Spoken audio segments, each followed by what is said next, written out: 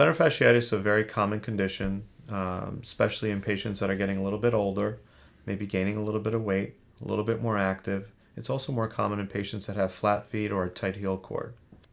The plantar fascial ligament is an elastic ligament. It basically stretches and contracts as you're walking.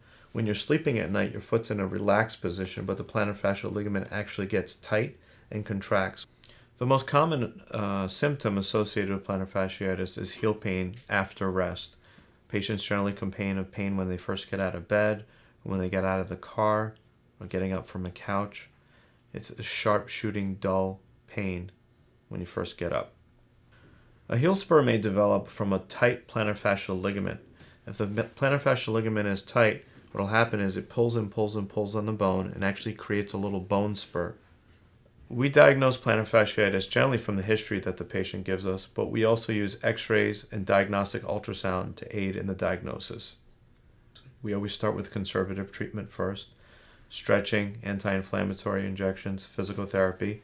We use something called a night splint that'll stretch the plantar fascial ligament in the evening, usually before bedtime. We use orthotics.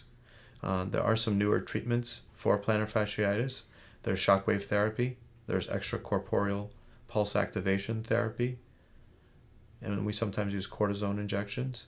Our goal in treating the plantar fasciitis is actually to stretch out that plantar fascial ligament, regain that elasticity, and that would actually decrease the pain.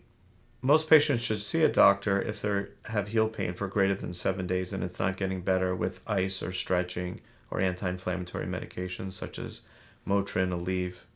Prevention of plantar fasciitis generally can be done with proper shoe gear, stretching.